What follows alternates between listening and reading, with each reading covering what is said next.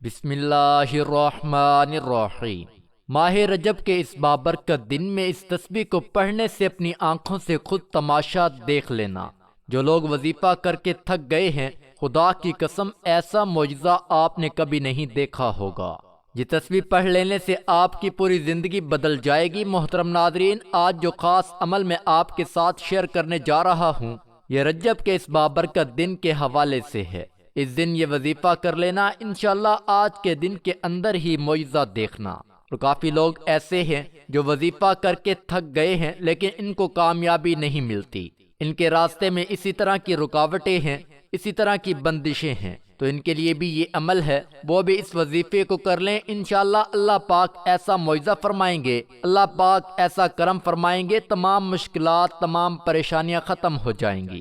محترم ناظرین، ماہ رجب نہایت رحمتوں، برکتوں، بخششوں اور عظمتوں کا مہینہ ہے۔ رجب کو رب کائنات کا مہینہ بھی قرار دیا گیا ہے۔ رحمت دو عالم نور مجسم صلی اللہ علیہ وسلم کا فرمان علی شان ہے کہ رجب اللہ تعالیٰ کا مہینہ ہے اور رمضان المبارک میری امت کا مہینہ ہے۔ جو شخص ماہ رجب میں روزہ رکھے گا تو اللہ تعالیٰ اس شخص کو جنت میں ایک دریا ہے جس کو رجب کہا جاتا ہے۔ اس کا پانی دودھ سے بھی زیادہ سفید اور شہد سے بھی زیادہ میٹھا ہے۔ اس دریا کا پانی پلائے گا۔ رجب کا مہینہ اللہ تعالیٰ کا مہینہ ہے۔ جس بندے یا بندی نے اس کا احترام کیا، اللہ تعالیٰ اس کا احترام فرمائے گا۔ نبی کریم صلی اللہ علیہ وسلم نے فرمایا، جب رجب کی پہلی شب آتی ہے تو اللہ تعالیٰ فرماتا ہے کہ یہ میرا مہینہ ہے اور بندے بھی میرے ہیں اور رحمت بھی میری ہے۔ جو کوئی مجھ کو پکارے گا میں اس کی پکار سنوں گا، اور جو کچھ مانگے گا میں اس کو عطا فرماؤں گا۔ جو مغفرت چاہے گا اس کی مغفرت فرما دوں گا۔ رحمت میری وسیع ہے اور میں ارحم الراحمین ہوں۔ نیز فرمایا کہ پورے ماہ میں کسی شخص نے ایک روزہ صدق دل سے رکھا تو گویا اس شخص نے 1000 برس کے روزے رکھے۔ حضرت انس بن مالک رضی اللہ تعالی عنہ نے فرمایا کہ جنت میں ایک محل ہے جس میں رجب کے روزہ داروں کے علاوہ کوئی نہیں جائے گا۔ حضرت ابو ہریرہ کا قول مبارک ہے کہ غم خوار امت نے رمضان المبارک کے روزوں کے بعد سوائے رجب اور شعبان کے کسی مہینے کے روزے پورے نہیں رکھے۔ پیغمبر خدا صلی اللہ علیہ وسلم ایک دفعہ ایک شخص کی قبر پر پہنچے تو اس مردے نے چیخنا شروع کر دیا، یا رسول اللہ، مجھ کو دوزخ کی آگ جلائے ڈالتی ہے اور میرا کفن آگ کا ہو گیا ہے۔ حضور اکرم صلی اللہ علیہ وسلم نے فرمایا، اگر رجب میں تو ایک روزہ بھی رکھ لیتا تو ہرگز یہ آگ تیرے پاس نہ آتی، نہ یہ عذاب ہوتا۔ حدیث شریف میں ہے، جس نے رجب میں توبہ کی تو اس کے لیے جنت کا مصدع ہے۔ حضور اکرم صلی اللہ علیہ وسلم کا فرمان علی شان ہے کہ جس نے رجب کے 7 روزے رکھے اس بندے پر دوزخ کے 7 دروازے بند ہو گئے۔ جس نے 8 روزے رکھے اس کے لیے 8 دروازے جنت کے کھولے گئے۔ جس نے 9 روزے رکھے تو جب وہ قبر سے اٹھے گا تو کلمہ پڑھتا ہوا اٹھے گا۔ جس نے 10 روزے رکھے اللہ تعالیٰ اس کے 2 سبز بازو بنائے گا جس پر یاقوت اور موتی جڑے ہوں گے۔ ان بازوؤں کے ذریعے سے وہ پل صراط سے ایسے اڑے گا جیسے بجلی گزر جاتی ہے۔ جس نے 11 روزے رکھے تو روزے قیامت اس شخص سے افضل کوئی نہ ہوگا۔ اور جو شخص رجب کے تمام روزے رکھے گا اور اسی سال فوت ہوا تو شہید ہوگا اور اللہ تعالیٰ اس کو جنت میں داخل کرے گا۔ 27ویں رجب کی شب مبارکہ ہے جس میں رب کائنات نے اپنے لاڈلے محبوب کو مسجد اقصی تک سیر کروائی۔ اس سفر مبارک کو جدید سائنس نے بھی تسلیم کیا ہے۔ اس سفر عظیم کو تسلیم نہ کرنے والے عقل کے اندھے ہیں۔ جس سواری کو حضور پر نور صلی اللہ علیہ وسلم اللہ کے لیے منتخب یا اسے براق کہتے ہیں، جس کے معنی بجلی کے ہیں۔ بجلی کی رفتار 2,86,000 میل فی سیکنڈ ہے۔ جس بجلی کی رفتار اتنی زیادہ ہے اور جس کو انسان نے ایجاد کیا ہے، مگر وہ براق جسے رب کائنات نے بنایا اور اپنے لاڈلے نبی صلی اللہ علیہ وسلم کی سواری کے لیے منتخب کیا، اس کی تیز رفتاری سے انکار کیسے کیا جا سکتا ہے؟ جو شخص اس شب مبارکہ میں عبادات الہی میں مشغول رہے گا تو اللہ تعالیٰ اس شخص کے دل کو مردہ نہ کرے گا اور اس دن مرے گا جس دن خوف قیامت سے لوگوں کے دل مردہ ہو جائیں گے۔ جو کوئی 27ویں رجب کو شب بیداری کرے گا اس کی قبر فراخ ہوگی۔ 70 دروازے جنت کے اس کے لیے کھول دیے جائیں گے۔ حضرت سلمان فارسی کا قول مبارک ہے کہ نبی اکرم صلی اللہ علیہ وسلم نے فرمایا کہ جو شخص اس شب عادت کرے گا اور اگلے دن روزہ رکھے گا تو اللہ تعالیٰ اس شخص کے نام اعمال میں 100 برس کی عبادت اور 100 برس کے روزوں کا ثواب لکھے گا۔ 12 رکعت نماز نفل پڑھیں، 2 یا 4 کر کے پڑھیں، کسی خاص صورت کی قید نہیں، اور 12 رکعت پڑھنے کے بعد 100 مرتبہ استغفر اللہ ربی من کل ذنب واتوب الیہ اور 100 مرتبہ درود شریف پڑھیں۔ اور روزہ رکھے جو شخص یہ کرے گا، جو چاہے گا وہ پائے گا، اس کے نام اعمال میں ہر رکعت کے بدلے حج اور عمرے کا ثواب لکھا جائے گا، اور اس کے 12 برس کے گناہ معاف ہو جائیں گے اور جنت پائے گا۔ نور مجسم صلی اللہ علیہ وسلم نے فرمایا کہ جو شخص اس رات 6 رکعت نماز نفل ادا کرے گا، ہر رکعت میں بعض سورۃ فاتحہ سورۃ الاخلاص 7 مرتبہ پڑھے گا تو اللہ تعالیٰ اس شخص کو بخش دے گا اور ہر رکعت کے بدلے 27 برس کی عبادت کا ثواب ملے گا اور وہ جنت میں جائے گا۔ جب سرور کائنات صلی اللہ علیہ وسلم معراج پر تشریف لے گئے تو تمام انبیاء نے آپ صلی اللہ علیہ وسلم کی اقتداء میں نماز ادا کی۔ آپ صلی اللہ علیہ وسلم نے امامت میں 2 رکعت نماز نفل ادا کی، پہلی رکعت میں سورۃ الفیل اور دوسری رکعت میں سورۃ القریش پڑھی۔ پس جو شخص یہ 2 رکعت نماز نفل اس طریقے سے ادا کرے گا، اسے انبیاء کے گروہ کی موافقت کا ثواب عطا فرمائے گا۔ اس شب مبارکہ میں قرآن پاک کی تلاوت، درود شریف کی کثرت اور اپنے گناہوں پر آنسو بہانا چاہیے۔ اس شب صلاۃ التسبیح پڑھنا بھی نہایت مستحسن ہے۔ رب کعبہ سے دلی دعا ہے کہ وہ ہمیں اس شب مبارکہ کی خصوصی برکات سے سرفراز فرمائے۔ نبی کریم صلی اللہ علیہ وسلم نے فرمایا، اے عبداللہ بن قیس، کیا میں تمہیں جنت کے خزانوں میں سے ایک خزانے کے متعلق نہ بتاؤں؟ میں نے عرض کیا، یا رسول اللہ صلی اللہ علیہ وسلم کیوں نہیں، ضرور بتائیں۔ تو آپ صلی اللہ علیہ وسلم نے فرمایا، بس تم کہو، نہ گناہ سے بچنے کی ہمت ہے، نہ نیکی کرنے کی طاقت، مگر اللہ کی توفیق صحیح ہے۔ بخاری اور مسلم نے اس کو روایت کیا ہے۔ تو میرے بھائیوں، آج کا یہ جو وظیفہ ہے، اس کو کتنی تعداد میں پڑھنا ہے، کس وقت پڑھنا ہے، اور یہ وظیفہ پڑھنے سے کیا کیا فوائد آپ کو ملیں گے، وہ سارا بتائیں گے آج کی اس خاص ویڈیو میں۔ میرے بھائیوں، یاد رکھنا، 3 گناہ معاف نہیں ہوں گے۔ حضرت ابن عباس رضی اللہ تعالی عنہ سے روایت ہے کہ نبی اکرم صلی اللہ علیہ وسلم نے فرمایا کہ اللہ تعالیٰ بندے کے 3 قسم کے گناہ معاف نہیں کرے گا۔ ان گناہوں کے علاوہ جس قدر گناہ ہوں گے ان کو معاف کر دے گا، لیکن ان 3 گناہوں کو کبھی معاف نہیں کرے گا۔ وہ 3 گناہ کون سے ہیں؟ اللہ تعالیٰ کے ساتھ کسی کو شریک ٹھہرانا، دوسرے نمبر پر جادو کرنا یا پھر جادو کروانا، اور تیسرے نمبر پر اپنے مسلمان بھائی کے ساتھ حسد کرنا۔ اب جو پہلا ہے، اس کی تشریح کچھ اس طرح سے ہے کہ اگر کوئی آدمی ان گناہوں سے توبہ کیے بغیر مر جاتا ہے تو اس کو معاف نہیں کیا جائے گا۔ ان گناہوں کے علاوہ جتنے گناہ ہوں گے، اگر اللہ چاہے گا تو معاف کر دے گا۔ شرک اس قدر سنگین جرم ہے کہ شرک کرنے والے آدمی کا کوئی عمل قبول نہیں کیا جاتا۔ اسی طرح جادو جو ہے وہ بدترین گناہ ہے جو آدمی کو ایمان سے خارج کر دیتا ہے۔ حسد یہ ایسا زہریلا گناہ ہے جو آدمی کی سال کی تمام نمازیں، تلاوت، صدقات اور دیگر عبادات ایک لمحے میں برباد کر دیتا ہے۔ لیکن آج کل کیا ہے، ہم کسی اپنے بھائی کی اچھی گاڑی، اچھا گھر یا اس کا لائف سٹائل دیکھ لیتے ہیں تو ہم حسد کرنا شروع کر دیتے ہیں۔ ہم یہ کہتے ہیں کہ اس کے پاس یہ کیوں آیا ہے، اس سے جیلس ہوتے ہیں۔ تو کسی کی اچھی چیز دیکھ کر اپنی قسمت پر اس طرح مطلب کہ گلا شکوہ مت کیا کرو، اللہ سے مانگا کرو، اللہ پاک ضرور عطا فرمائے گا۔ جب آپ کا یقین اس قدر پختہ ہوگا کہ اللہ دے گا تو اللہ پاک ضرور اپنے بندے کو عطا فرماتا ہے۔ یقین سب سے بڑی طاقت ہے۔ جب آپ کا یقین ہی نہیں ہوگا، جب آپ وظائف کر رہے ہیں، نمازیں پڑھ رہے ہیں، آپ کو یقین ہی نہیں ہے کہ پتہ نہیں اس وظیفے سے مجھے کچھ ملے گا یا نہیں، تو پھر انسان کو جب یقین ہی نہیں ہوتا تو پھر اس کے وظائفوں میں اثر ہی نہیں ہوتا۔ جادو جو ہے وہ ہمارے معاشرے میں یہ بھی ایک بہت بڑی گندی چیز ہے۔ تو جو اس سے جیلس ہوتے ہیں وہ کہتے ہیں کسی طرح یہ چیز اس سے ختم ہو جائے، اس کے پاس نہ رہے، تو اس پر جادو، جنات، اس طرح کی چیزیں شروع کر دیتے ہیں۔ اس سے بھی کوشش کیا کرو، بچا کرو۔ انشاءاللہ اللہ پاک آپ کو اپنے حفظ و امان میں رکھے، اور خاص طور پر صبح اور شام سورۃ الفلق اور سورۃ الناس کی تلاوت کر لیا کرو۔ اس سے بھی اللہ پاک آپ کو اپنے حفظ و امان میں رکھے گا۔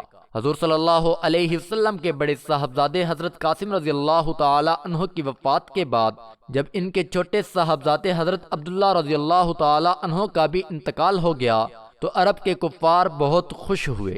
خونی رشتوں کی عرب میں بہت اہمیت تھی، مگر آپ صلی اللہ علیہ وسلم کا چچا ابو لہب تو آپ صلی اللہ علیہ وسلم کو تکلیف میں دیکھ کر خوش ہوا کرتا تھا۔ جب یہ تکلیف آپ صلی اللہ علیہ وسلم پر آئی تو اس کی تو جیسے عید ہو گئی۔ صبح ہوئی تو وہ دوڑا دوڑا گیا اور گھر گھر یہ خبر پہنچانے لگا کہ ابتر محمد اللیلہ، آج رات محمد کی جڑ کٹ گئی اور لا والد بے نسل ہو گئے، نعوذ باللہ۔ اس کے بعد مکہ کے ایک سردار آس بن وائل نے آپ صلی اللہ علیہ وسلم کے لیے ابتر کا لفظ خاص کر دیا۔ جب بھی کوئی آپ صلی اللہ علیہ وسلم کا ذکر کرتا تو وہ فوراً منہ بنا کر کہتا کہ ان کی کیا بات کرتے ہو، وہ تو ابتر جڑ کٹے آدمی ہیں، نعوذ باللہ۔ اس نے اس ابتر والی بات کو خوب پھیلایا۔ یہ بات دو دھاری تلوار کی طرح تھی۔ اس سے ان کا ایک مقصد تو یہ تھا کہ آپ صلی اللہ علیہ وسلم کو اپنے صاحبزادوں کے انتقال کا غم ستاتا رہے، اور دوسرا مقصد یہ تھا کہ لوگوں کے ذہنوں میں یہ بات بٹھا دی جائے کہ آپ صلی اللہ علیہ وسلم اپنی قوم سے کٹ کر اس درخت کی مانند ہو گئے ہیں جس کی جڑیں کٹ گئی ہوں اور اب وہ گرنے ہی والا ہو۔ استغفر اللہ۔ آس بن وائل تنزن لوگوں سے کہتا کہ یہ بے نسل رہ گئے، ان کا کوئی نام لیوا نہیں ہوگا، ان کی وفات کے بعد ان کا نام بھی مٹ جائے گا اور تمہاری جان ان سے چھوٹ جائے گی۔ اپنی قوم سے تو یہ تب سے ہی لا تعلق ہو گئے تھے جب انہوں نے ان کے شرک کو اعلانیہ برا بھلا کہا تھا۔ تجارت ان کی تباہ ہو گئی اور بیٹے ان کے نہ رہے، اب تو یہ بے نسل رہ گئے ہیں۔ یہ تھے وہ انتہائی دل شکن حالات جن میں سورۃ الکوثر نازل کی گئی۔ قریش اس لیے آپ صلی اللہ علیہ وسلم سے بگڑے تھے کہ آپ صلی اللہ علیہ وسلم صرف ایک اللہ کی بندگی اور عبادت کرتے تھے اور کفار کے شرک کی مخالفت کرتے تھے۔ اسی وجہ سے پوری قوم میں آپ صلی اللہ علیہ وسلم کو جو مرتبہ نبوت سے پہلے حاصل تھا وہ چھین لیا گیا۔ برادری آپ صلی اللہ علیہ وسلم کی مخالف ہو گئی۔ آپ صلی اللہ علیہ وسلم کے چند مٹھی بھر ساتھی بے یار و مددگار اور ظلم و ستم کا شکار تھے۔ اس پر مزید ایک بیٹے کی وفات سے غموں کا پہاڑ ٹوٹ پڑا تھا۔ اس موقع پر عزیزوں، رشتہ داروں، قبیلے اور ہمسایوں کی طرف سے ہمدردی اور تعزیت کی بجائے وہ خوشیاں منائی جا رہی تھی اور وہ باتیں بنائی جا رہی تھی جو ایک شریف دل انسان کے لیے دل توڑ دینے والی تھی۔ جس انسان نے اپنے تو اپنے غیروں سے بھی ہمیشہ نیک سلوک کیا تھا، اس موقع پر اللہ تعالیٰ نے لفظ ابتر کے مقابلے میں سورۃ الکوثر کو نازل فرمایا۔ مختصر سے فقرے میں آپ صلی اللہ علیہ وسلم کو وہ خوشخبری دی گئی جو پہلے کبھی کسی کو نہ دی گئی تھی، اور ساتھ ہی یہ فیصلہ بھی سنا دیا گیا کہ آپ صلی اللہ علیہ وسلم کے مخالفوں کی ہی جڑ کٹ جائے گی اور یہی ابتر اور بے نام اور نشان رہ جائیں گے۔ اے نبی، ہم نے تمہیں کوثر عطا کر دیا، بس تم اپنے رب ہی کے لیے نماز پڑھو اور قربانی کرو، بے شک تمہارا دشمن ہی جڑ کٹا ہے۔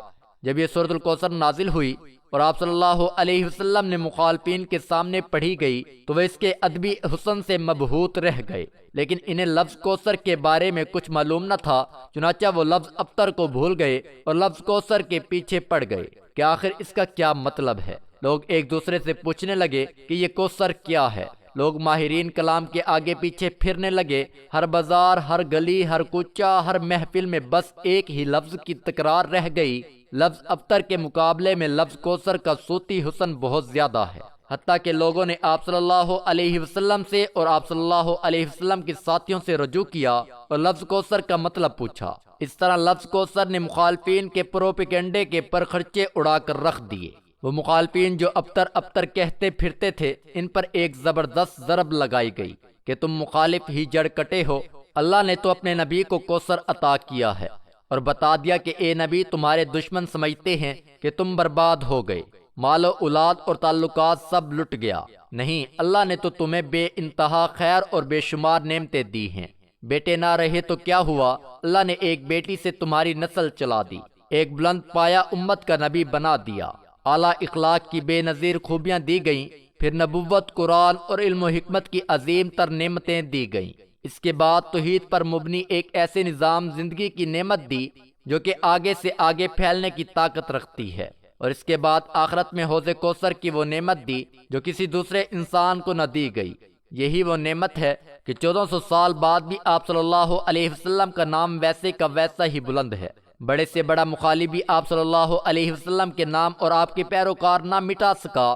یہی وہ خیر کثیر ہے کہ آپ صلی اللہ علیہ وسلم کی امت دنیا میں دین حق کی علمدار بن گئی، جس سے زیادہ پاکیزہ، نیک اور بلند پایا انسان دوسری کسی امت میں پیدا نہ ہوئے۔ اور یہی وہ امت ہے جو بگاڑ کی حالت کو پہنچ کر بھی سب سے زیادہ خیر کا عنصر اپنے اندر لیے ہوئے ہے۔ سلام ہو ایسے نبی صلی اللہ علیہ وسلم پر، اور سلام ہو اس کلام کی طاقت پر۔ دوستو، یہ سورۃ الکوثر کا شان نزول آپ کے سامنے پیش کیا ہے۔ اب چلتے ہیں وظیفے کی جانب۔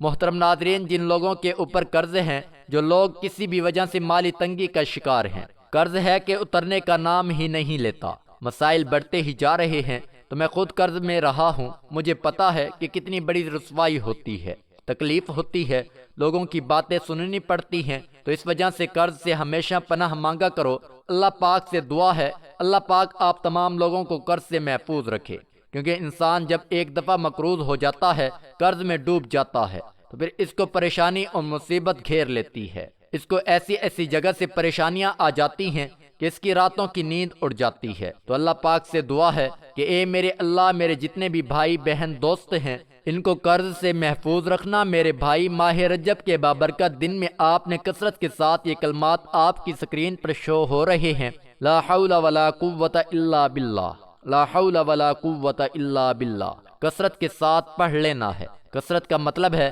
کہ 313 مرتبہ آپ نے لازمی پڑھنے ہیں۔ 313 کا جواز ہے، نہ آخر میں آتا ہے، یعنی کہ کسی بھی نماز کے بعد 313 مرتبہ یا جس وقت آپ کو ٹائم ملے تب بھی 313 مرتبہ، اس سے زیادہ اگر کوئی پڑھنا چاہے تو وہ پڑھ سکتا ہے۔ اور اس کے ساتھ ہی سورۃ الکوثر کو بھی آپ نے اتنی تعداد میں پڑھنا ہے۔ یقین جانو ان وظائف سے اتنا فائدہ ہوگا، ان وظائف سے ایسا معجزہ ہوگا کہ آپ لوگوں کی قسمت ہی بدل جائے گی۔ اللہ پاک ہر مشکل کو ختم فرما دیں گے، رزق اور دولت کی ایسی فراوانی ہوگی کہ پیسہ آپ سے ختم نہیں ہوگا۔ میری اللہ پاک سے دعا ہے کہ اے میرے اللہ، اے میرے پیارے اور غفور الرحیم اللہ، ہم سب کی جو مشکلات ہیں ان کو آسان فرما۔ میرے اللہ ہم پر اپنی خاص مہربانی فرما دے، خاص کرم فرما دے، اور میرے اللہ یہ جو سال ہے اس کو خوشیوں کا سال بنا دے۔ میرے اللہ جو ہم نے غلطیاں، جو ہم سے کوتاہیاں ہو گئی ہیں، میرے اللہ اپنے پیارے حبیب صلی اللہ علیہ وسلم کے صدقے ہمیں معاف کر دے۔ محترم ناظرین، جب بھی دعا کیا کرو تو عاجزی کے ساتھ گڑ گڑا کر دعا کیا کرو۔ جب آپ عاجزی کے ساتھ گڑ گڑا کر دعا کریں گے تو اللہ پاک آپ کی دعاؤں کو ضرور قبول فرمائیں گے۔ آپ کے رزق میں، آپ کی روزی میں بہت زیادہ برکت ہوگی۔ اللہ پاک آپ سب کو اپنے حفظ و امان میں رکھے۔ اللہ پاک آپ کی مشکلات کو آسان فرمائے، آپ کے رزق میں، آپ کی روزی میں بہت زیادہ اضافہ ہو۔ دعا ہے کہ اللہ تعالیٰ میرا سنانا اور آپ کا سننا اپنی بارگاہ الہی میں قبول اور منظور فرمائے۔ آمین ثم آمین۔ کمنٹ باکس میں اللہ تعالیٰ کے 99 ناموں میں سے ایک نام ضرور ٹائپ کریں۔ جزاک اللہ، شکریہ۔